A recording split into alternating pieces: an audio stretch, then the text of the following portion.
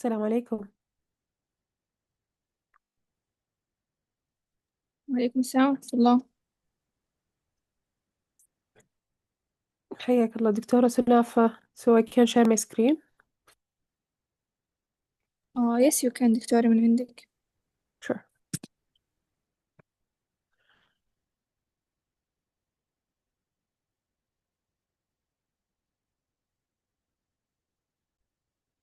Once we are ready, just let me know to start. اوكي we can start كمان 5 minutes يصير يلحقوا يدخلوا بس. Perfect. No worries.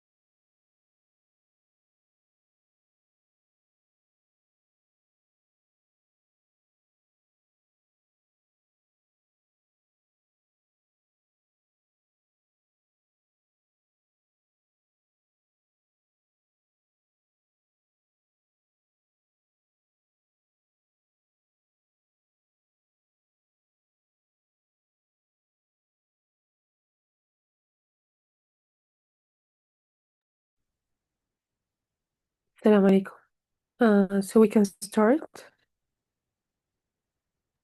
Yes, دكتورة. Okay, perfect. So first of all, I would love to thank the committee behind the crash course of SASM in inviting me to be the first time to be a speaker over here, and I hope that it will be deliver a great message in regarding to the pediatric emergency itself. While they are little, they have a big emergencies. So my name is Yara Al-Graini. I'm a pediatric emergency consultant at R2 sector in Riyadh, and a deputy C2 FTP of pediatric emergencies. So currently, when we speak about pediatric emergencies, most of the people they are having difficulties in approaching them, especially in taking history examination. And by today's presentation and the variation of the cases that we will be presented today, it will be easier for you to approach such cases if you encounter them through the emergency. So, pediatric assessment tool, it's always our friend and our best friend in the emergency departments before trying to establish what's going on in the pediatric cases. And then followed by the ABCDE, which is the normal and common language between the emergency physicians. But what makes the pediatric emergency different is starting with the PAT assessment tool. And the PAT assessment tool, it has a triangle. It's developed by appearance, breathing, and circulation. And by assessing that in a pediatric patient, you assess them only by looking without touching them. So you assess their appearance, which in mnemonic named tickles. T for tone, I for interactiveness, and the C for consolability, L for looking, and the speech. Then goes by the circulation, which is looking if the patient is pallor, mottling, and cyanotic, or the breathing, if there's any abnormal breath sounds, positioning, retractions, flaring, this has any apnea and gasping, and this all by looking. After identifying the all triangle or the arms of the patient, we identify them either A, B, and C stable, or if they are in shock, if appearance and circulation is not okay, or if the breathing is affected, this is a respiratory distress. If the breathing and appearance is affected, this is a respiratory failure. Plus, if all the arms of the triangle are affected, this is a cardiorespiratory failure that I'm dealing with. After that, we need to assess the patient if he is stable to go for acute care, or if the both arms are more than two arms are affected, need to go for resuscitation to follow our ABCDE. Again, our ABCDE, which is the primary survey, followed by secondary survey, the sample, plus the head and toe examination are the main core of stabilizing any sick cases. Forward by that, there is a principles that we need to follow using a systematic approach, complete initial examination, and reassess regularly, assess the effects of treatment interventions, correct life-threatening abnormalities before moving to the next part of the assessment. So by that, we need to focus and managing it correctively, starting from the airway, breathing, circulation, disability, and the exposure. And don't jump from A before stabilizing A to B before stabilizing A, and from B to C before stabilizing B.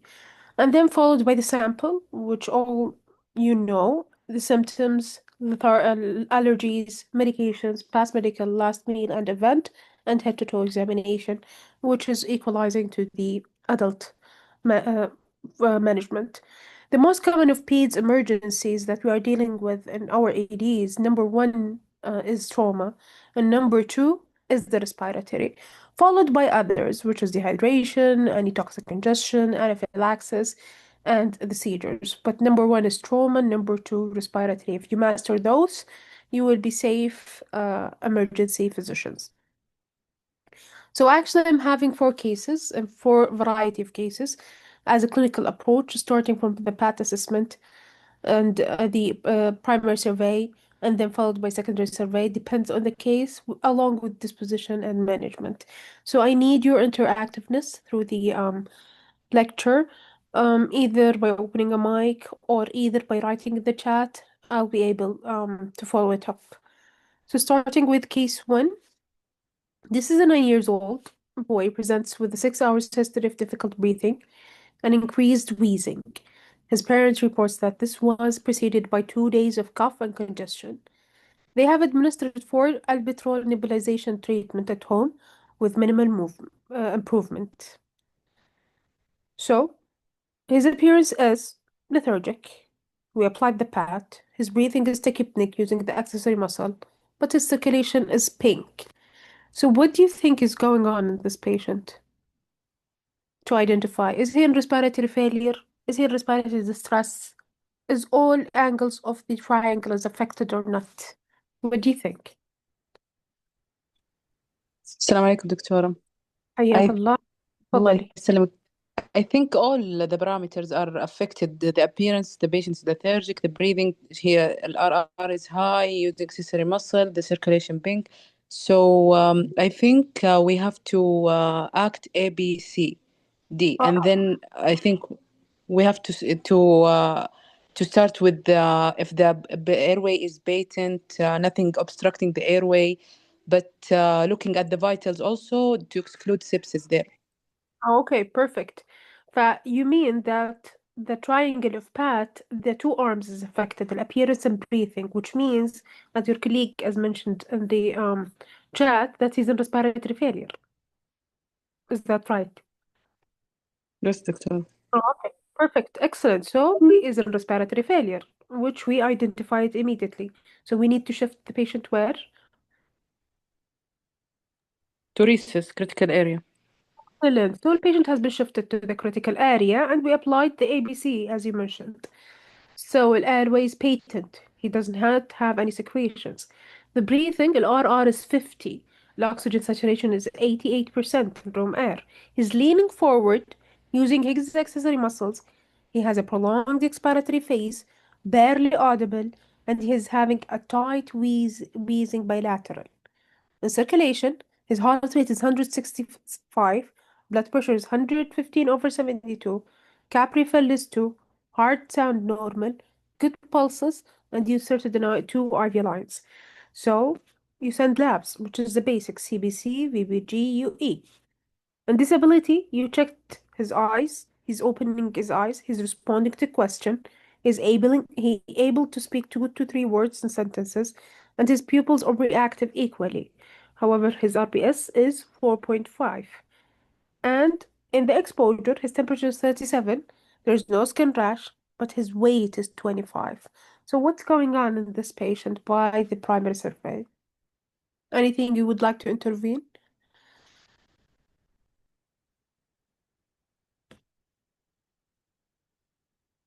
So nibs. What kind of nibs? Isa, you would love to start. Okay, Ventolin and Atrovent, back to back. What's the dose? He's 2 years old and his weight is 25.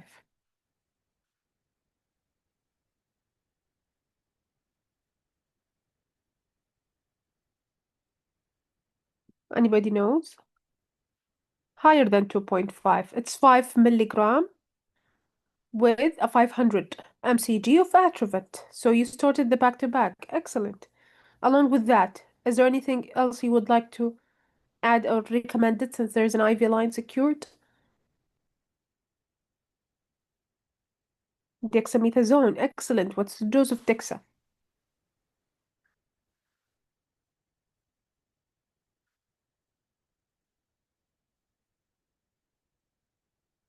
Magnesium not yet, طلال. 0.6 milligram per kg. Excellent. And the maximum dose is 12. Okay. So you started the nebulization immediately for the patient with back to back. However, at that time, you started to do the sample.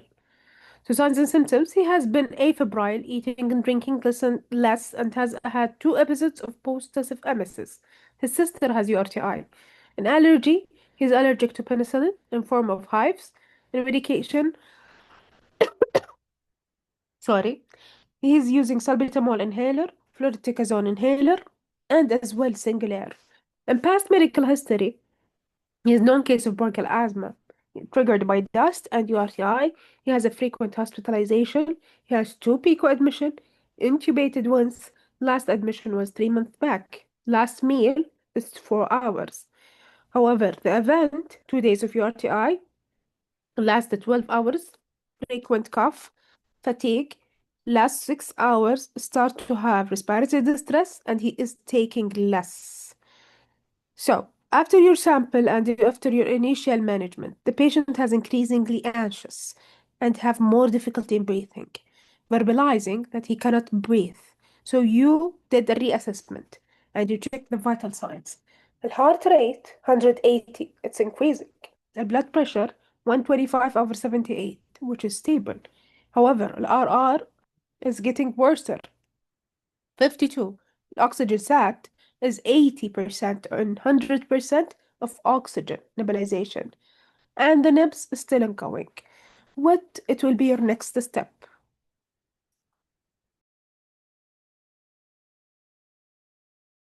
Excellent. So one of the steps are epinephrine. What else?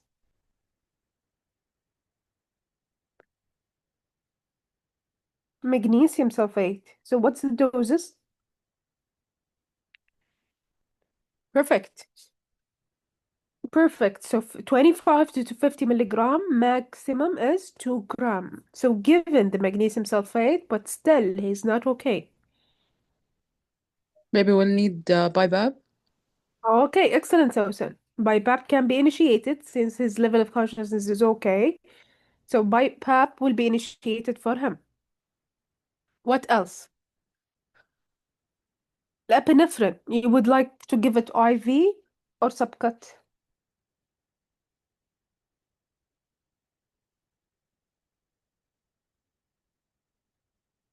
Perfect. I am. What's the dose of the epinephrine?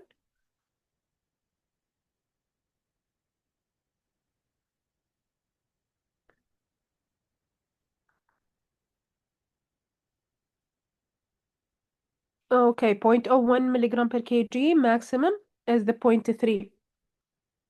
Perfect. So the patient has been started on all the elements that you have mentioned. However, he did not get any better. So what has happened to the patient initially? Why he started to get anxious and more difficulty in breathing, and he's saying that he cannot breathe after your initial management? What we call it? What's the definition?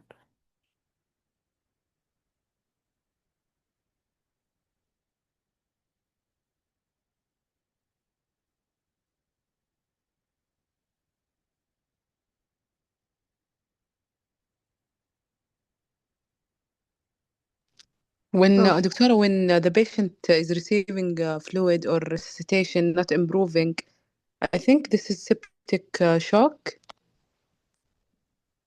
no, it's actually status asthmaticus. And this is the definition of a status asthmaticus. Patient is wheezing, actually. He's not getting any better with your initial management. However, this is the status asthmaticus when it's failed the initial management. So you proceeded for the next underlying medication. Coming up, your intervention, you mentioned it very nicely that you will start with magnesium sulfate, 25 to 50 milligram per kg. If it's failed, you will go with epinephrine subcut. Plus, you will advance his airway management by BiPAP to maintain his oxygenation. After all the steps you did, the patient still not improved, and he started to have a decreased level of consciousness, and he responded only to painful stimuli. He started to be more in respiratory distress, hypoxic, decrease in RR, which means bradypnea. What's your next step will be? Intubation, excellent. And when we say intubation, please be careful in intubating asthmatic cases. And of course, as mentioned by Dr. Isa, RSI with ketamine, which is the best medication to be given in this situation. Why? Because ketamine would cause a bronchodilator at this stage. So, your disposition for this case after intubating? Well, ICU. perfect. PICU. Excellent. The ICU will be on board. So, what's the red flags to be considered in history?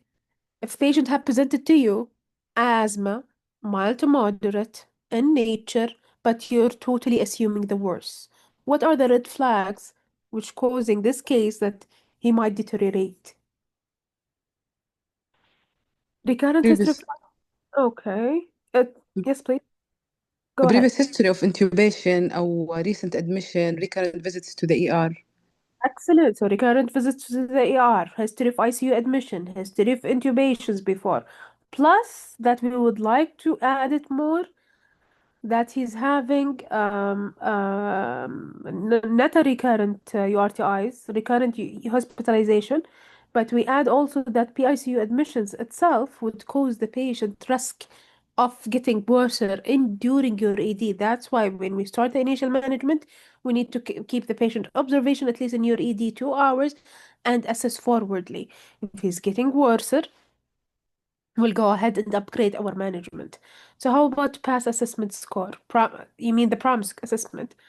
Actually, yes, the PROMIS assessment score, which is the pediatric respiratory assessment score, r- it has a great benefit in more of clinical settings rather than emergency settings. However, yes, we still ask our residents, still ask our physicians to do the PRAM assessment, but it's not a practical anymore, which is the asthma score. That's why we are doing it. If the patient he presented to you in a mild moderate cases, we love to initiate the initial management, keep the patient in our ED for at least 2 hours, and reassess afterwards. However, if the patient presented severe, my advice practically to go harder or to go home, to push till the magnesium sulfate from the beginning, to lower the risk of requiring ICU admissions or ward admission. This is the Senate guidelines lately by the pediatrics. I hope I have answered you correctly. Regarding to the intubation, what are the indication of intubation in asthma patients? And why we are not in favor of intubating asthma patients? Risk of auto-PEEP, excellent. Altered mental status, not maintaining airway, it's not really the definitive.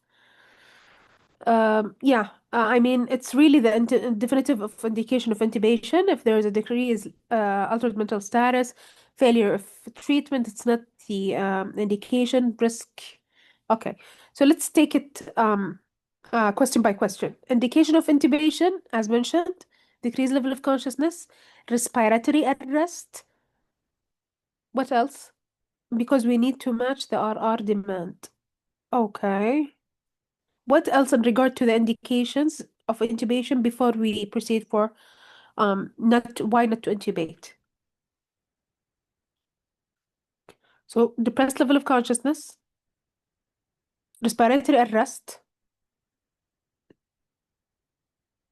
desaturation per se, it's not 100% relatively indicated, but it's not indicated. Worsening despite treatment, okay. What else?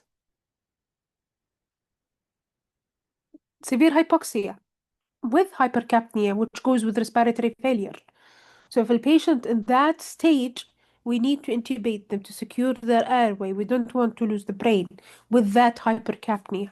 Okay, so impending respiratory failure, as mentioned, it would be one of the indications to intubate such cases. And before we intubate, we need to bolus them because we are sure that they will crash during intubation. Why? And it comes to the next question. Why not to intubate the asthma patient? You mentioned some that they are having risk of barotrauma. This is one. What else? Risk of which is the auto peep. Why we are bolusing them before we intubate? Risk of apnea. Okay. You're almost near to the answer. Because you're introducing a positive pressure, however, is having intrathoracic negative pressure. So when you are introducing a positive pressure by intubation, you will lose the case because there is a decrease cardiac output and venous return will cause him crash unstable during your intubation. Yes, Dr. Taif, you are right. So decrease venous return. Excellent. So be cautious in intubating such asthmatic cases. Diaphragm weakness long term? No, it's not one of the things that we are afraid of. We are more afraid about the decreased venous return, would shut down the heart, would shut down because of the introducing of positive pressure to the negative intrathoracic pressure. So this is asthma, and asthma is one of the commonest presentation to the ED, especially in the winter season. So just be prepared. So treatment of simple asthma versus status asthmaticus, ABCDE, attached to monitor, obtain IV access, go hard or go home by albuterol and ipratropium, utilize IM epinephrine, think about steroids to be given as earlier as possible, think about magnesium sulfate, and don't forget about terbutaline. Terbutaline, it's a magic medication. If you started with a low dose by 10 mcg per kg as a bridging, and then you started by zero point 0.2 mcg per kg per hour as an infusion, it's a magnificent medication for as a bronchodilator. And last but not least, the BiPAP. BiPAP is, especially for asthma cases, is much better than the high flow nasal cannula. BiPAP and CPAP are the best. Why? And especially the BiPAP, because the BiPAP, it works in a bi-level, inspiratory and expiratory. However, the high flow nasal cannula, it will wash the dead space. It will wash the CO2, but it will never give them a pressure that's needed for the asthma patients to breathe in to protect their ventilation and oxygenation at the same time. Coming to case number 2. So you are the senior resident covering ED. You received a 2-year-old girl brought by Red Crescent with CPR ongoing. Post-drowning in a swimming pool 20 minutes ago. He achieved, ROSC is not achieved yet. However, the patient is still pulseless. The temperature is 34.2, pulseless, cyanosed, and dusky in color, and she's having an ice cold. And this is the rhythm in the strip. What is the rhythm?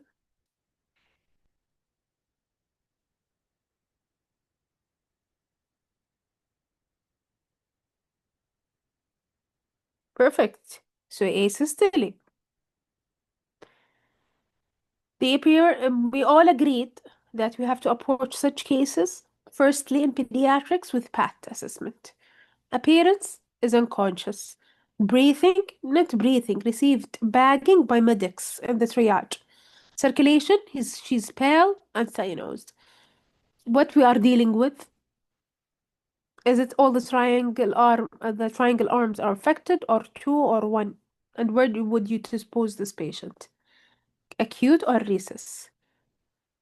Okay, so arrest, which means all affected, which means she is in failure. So this is a cardiopulmonary failure. You need to push the patient immediately to recess. And then you have to apply the C-collar, which is the number 1 in drowning cases. Why? Always we assume the worst. And in drowning case, we are dealing with them as a trauma case. So A with C, airway and C-collar. Plus, this is a arrested case. CPR ongoing. We need to resume the CPR by checking the pulse and the rhythm. So it's identified there is no pulse, and the pulse in the strep asystole. So you will continue the CPR, and then you will assess the airway. There's a lot of vomit and secretions. You will start sectioning the patient and positioning the jaw by a jaw thrust, since the patient is query trauma. B, breathing. There is no spontaneous breathing. She's on continuing bagging the patient, and you'll prepare for intubation definitively. Plus circulation, CPR is still ongoing. At that time, you will secure a 2 large IV line in place. However, with that asystole, you will give an epinephrine because it's unshockable, shockable rhythm. D, you will check the pupils. Unfortunate, this is a dilated pupils. And the GCS, she's unresponsive, reaching up to 3. The exposure, she's a hypothermic, moderate hypothermia, reaching 35. However, there's no signs of trauma or bleeding. So what it will be your next step in such cases? You will resume the CPR You will continue giving epinephrine until this rhythm showed up. Now there is a weak pulse. The blood pressure is 70 over 50. Heart rate is 70. The cap refill 4 seconds. What to do? So VFib, shock, shock. What kind of shock? Is it synchronized? DFib, unsynchronized? Excellent. So, regardless, this is VFib. This is a shockable rhythm. So you will go with shock. Now the temperature is 27. While you're doing the unsynchronized shock, it's 27. What to do? It's dropped from 35 to 27. Is there anything you would like to do for that temperature? Warm the patient. What kind of warming you would like to go? Yes, دكتورة طيف, if there is a pulse, even though the VFib always there's no pulse, we're dealing with them as a shockable rhythms. Bear hugger, excellent. Warm fluids, excellent. What else? You would like to remove their clothes and you apply a warm clothes for them. Is that right? And then you will apply a warm fluids. You will put a bear hugger. You get a warmer light.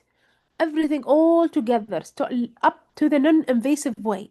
And then you will rethink about the invasive way, which is bladder irrigation with warm fluids and pleural irrigation with warm fluids, peritoneal irrigation with warm fluids. Last but not least, the ECMO, which is the new era of medicine, which be done by the ICU people. Okay, so thank God the patient has been achieved ROSC, but unfortunately she's intubated, GCS is still 3, pupils are dilated. What are the complications of drowning in such Acute cases? decompensated ADRS. Okay, excellent. So this is in lung. How about the CNS wise? Brain insult, excellent. Due to what? Hypoxia would cause them edema. So brain edema, it will be number 1. If you are intubating any patient drowning, rest assured or be careful before to intubate them to start with neuro protective measures. Applying 35-degree, go with the most senior to intubate first to get the first success, and then go with lidocaine as a medication, pre-medication to decrease the ICP, and then intubate them. What else? After CNS, respiratory. Anything in cardiac would cause a complication of drowning, as we see. Asystole and VFib is the commonest presentation in pediatrics after drowning. So we need to be assured that the patient's heart rhythms are regular and they are not having any signs of arrhythmias. What else would you consider in the complications of drowning after the brain? Pulmonary edema, aspiration, excellent. And by the way, the aspiration pneumonitis would not be caused in pool or let's say in oceans. Why is that? Because in pediatrics they need at least 4 liters of water to be aspirated in order for them to reach the aspiration pneumonitis. So it's less likely for them to aspirate at least 4 liters of water. Okay, what else you would like to think about? Hypothermia, excellent, excellent. Arrhythmias and acute tubular necrosis, which is the most common presentation in the 80s. What would you dispose this patient after intubation? Of course, ICU. However, if the patient he is stable and he presented to you after drowning, but he is normothermic, reaching up to 36, his temperature, and he is maintaining a room air, but the drowning has happened 30 minutes back. What you would do next? Would you discharge him immediately from the ED, or you will keep him at least for observation?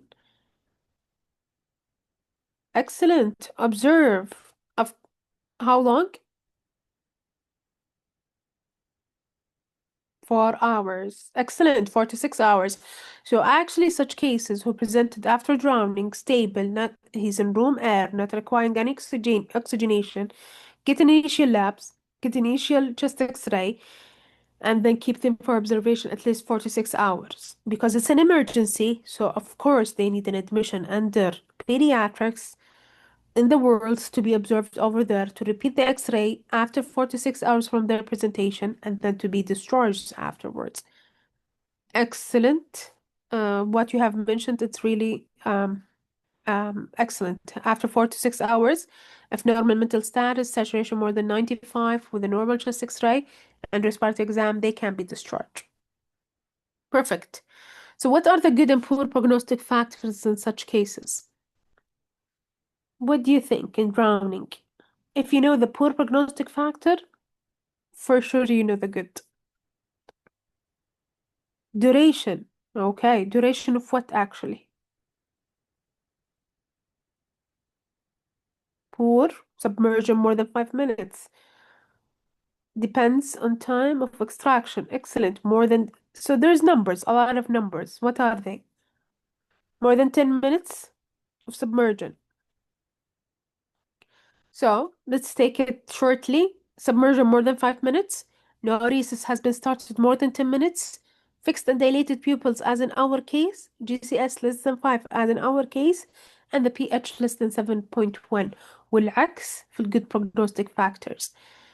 Age less than 14, CPR in the field, CPR less than 25, detectable pulse on arrival, and the temperature core less than 35. So always drowning equals ABC plus collar. And we don't call them death till they are warm and dead. So keep resuscitating. Even your resuscitation will continue at 3 to 4 hours. Keep resuscitation till they reach at least 35 at the core temperature. What we mean by core temperature, which is the rectal temperature. If they did not reach 35, so they are not dead till you reach 35. This is the most point behind this case, and I hope it's clear. So this is the cardiac arrest algorithm. If it's shockable and shockable, it needs to be memorized by heart for any cases presented to the ED and the phases of CPR plus the synchronization and unsynchronized defibrillation to be delivered. Also, this is a really nice schedule about the differentiation between the cardioversion plus the defibrillation, and each one has its own indications. Simply, in cardioversion, usually in pediatric, we're using it in unstable SVTs, in unstable tachyarrhythmias like AFib, A-flutter, while the defibrillation, which equalization to the DC shock, pulseless VTAC, and the VFib, as in our case, and the doses are varied. In cardioversion, we use lower doses because it has a lower energy. However, in the defibrillation, we use higher energy and we might go up to adult dose as 10 joules. Synchronization, we use it in cardioversion, but we don't use it in defibrillation. So we don't synchronize with the heart. And even if the patient is unstable, I don't wait to sedate him to deliver the synchronized cardioversion. So once the synchronized cardioversion is available, go ahead and shock the patient. Don't wait for the sedation till be prepared because it takes time from the stock if it's not in the stock floor. Okay, perfect. Case number 3. So you were called for a 12 years old child who has had several days of vomiting, diarrhea, poor oral intake, and he has a decrease in activity. Plus, he's having an associated with abdominal pain. And this is a common scenario. Usually we face it in summer vacations. So we approach the patient as we agreed on as a path assessment. Appearance, he's lethargic. Breathing is normal. Circulation, he's pale. So what we are dealing with actually? Is it all the arms affected? Shock. Hypovolemia. Excellent. So we're dealing with, since the appearance is affected, circulation is affected, so we're dealing with shock, mainly, as mentioned by your colleague, it is hypovolemic shock. So we proceeded and we shifted the patient to rhesus since there's two arms are affected, and we started our primary survey. Airway, it's clear. Breathing, his RR is 28 and regular. SpO2 is 96 in room air. Lungs are clear to auscultation. Circulation, heart rate is 140. He's pale. Yeah, central pulses are fair. Peripheral pulses are weak. Cap refill about 4 seconds. He has a cool and dusky hands and feet. The blood pressure is 70/30. Disability, he's lethargic, responding to pain. Pupils have sluggish reaction to light. Glucose is 2.5 millimole. In exposure, his temperature is 37, but there's no rashes or bruises. So what will be your intervention here? A, it's clear. B, it's clear. So your main intervention is circulation and in disability. Excellent. You will give a D10, almost 2 to 3 ml per kg. Excellent. What else you would love to give? Are you okay with that heart rate and that blood pressure? Anything you would do? Excellent fluids, which is 20 ml per kg fluids as a bolus. What? Why? To restore their volumes because they are volume depleted. Excellent. So while you are doing the resuscitation and after stabilization, you did the sample. You sent the most junior to get the sample. Signs and symptoms has vomiting and diarrhea, plus a poor oral intake, allergy, medication, past medical history. It's all are negative. Last meal was 6 hours ago. The event, the boy has eaten with his friends from outside junk food where his friend reported same symptom. يعني صاحبه عنده نفس الأعراض. That give us a heads up that the patient is having a GE symptom, viral GE symptoms. So we proceeded and we did the physical examination. We repeated the vitals after the oxygen and the fluids. The heart rate has been reduced to 110.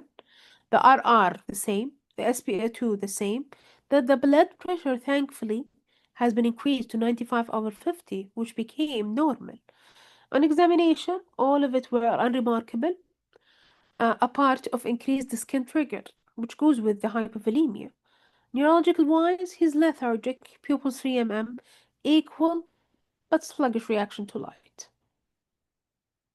So, it is hypovolemic shock, started with uncompensated and then became compensated hypovolemic shock. So, how we differentiate in children? Children, because their surface area are high and they have the largest heads among their bodies, so there are different patterns or different percentage. There's a mild, moderate, and severe based on their physical finding.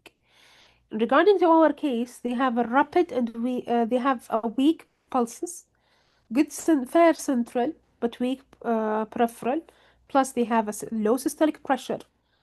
However, his respiration is okay. Buccal mucosa, it was okay. The anterior fontanelle cannot be measured in our case because he is big, 2 years old. His eyes are markedly sunken, and his skin trigger as tinting, plus he's having a cool mottled acrocyanosis. But we did not measure his urine output, which is the highly sensitive and highly specific in pediatric itself. And then they have a systemic a signs, which is the lethargy. So our case, it is 10% or more of their severe dehydration. That's why they're requiring the IV fluids. Why we need to know the volume depletion in children? Because there's a different management depends on the percentage.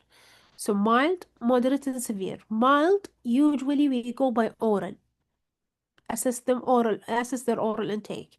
Give them an ORS through orally. If they are not tolerated, still vomiting, we might go IV, but most of them they are good with the oral. However, moderate, it's in between. If they are maintaining their blood pressure, preferably we go by oral and we give them ondansetron orally to stop and suppress the vomiting, and we stress their oral. If they are tolerating, they are happy to go home, and most of them, let's say 50-50, 50% they will tolerate the oral and they can be discharged. However, the other 50%, they require an IV fluids and they require admission. In severe cases, definitively you need to get an IV access and immediately resuscitate them with 20 ml per kg of fluids.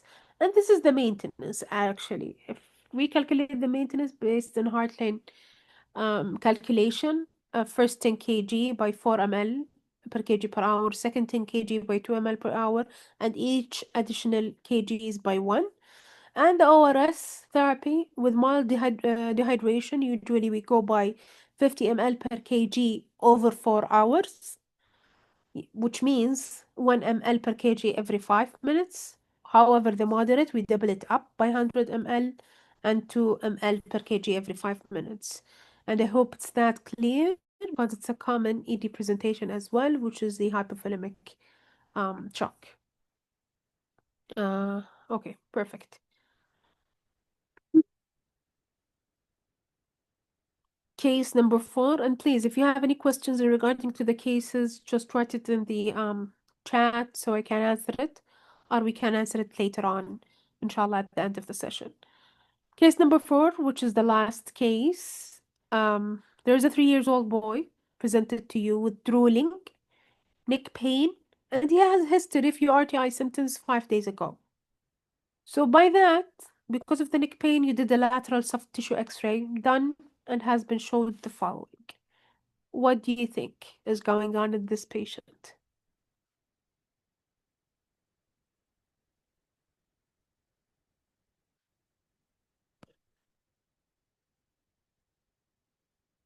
Retropharyngeal abscess. Excellent. So it's a clear retropharyngeal abscess that the patient having in the lateral X-ray. It is a screening, but it's not the definitive. The definitive is CT neck with contrast. So unfortunate, the baby is having a retropharyngeal abscess. Usually, we do a lateral neck X-ray and we measure from C2 to C4. If it's 1/3 of the width of the vertebral body, this is positive. If the C6, it's half of the width of the vertebral body, it's positive. Or there's another way.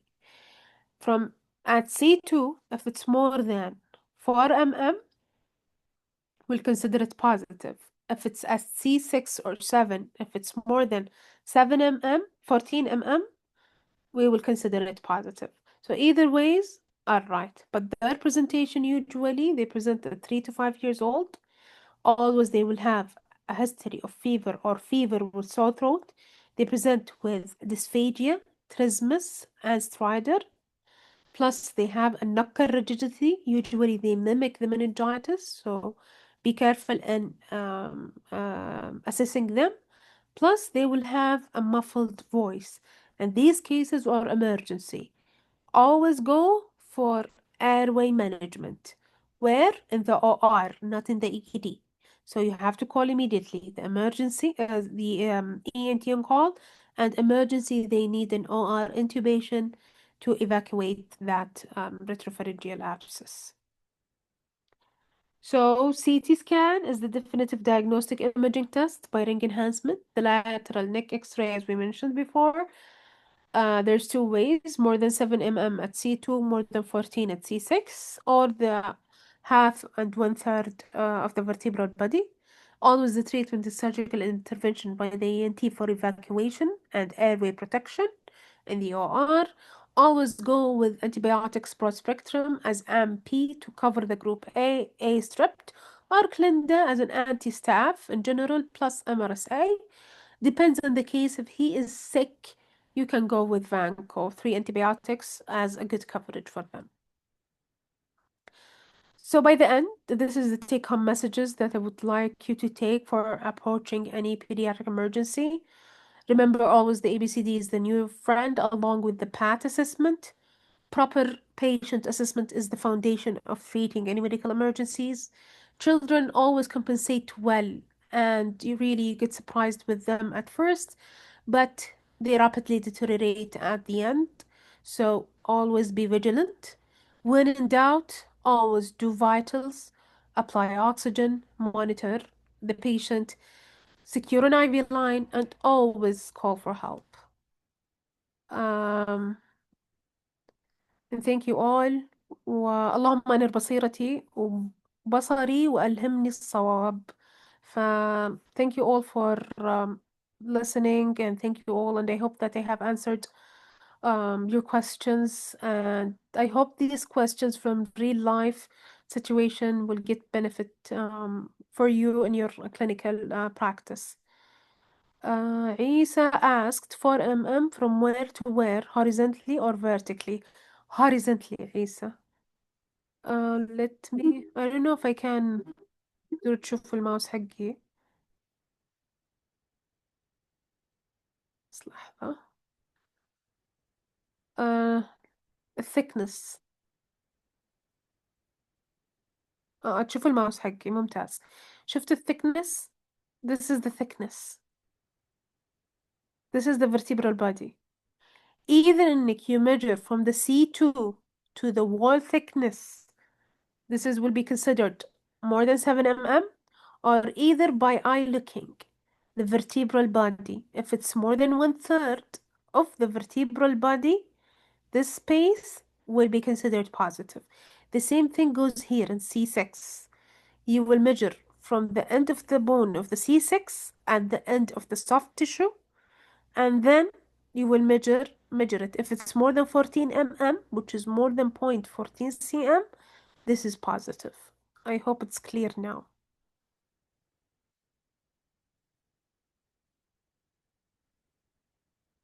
الله يعطيكم العافية وشكرا جزيلا ونراكم على خير. Back to fluid calculation maintenance. Should we calculate also deficit, and how to add it to the calculation? Excellent question, but the question of deficit is not an emergency. It is a pure pediatric that you need to calculate the deficit. However, if the patient is vomiting, by default, you need to replace their vomiting by every 10 ml per kg. Regarding to the diarrhea, every diarrhea by 5 ml per kg. This is the rough estimate. But the deficit itself, it has his own calculation, which is a pure pediatric nephro calculation. It's يعني ما تحتاجوها. Is that clear?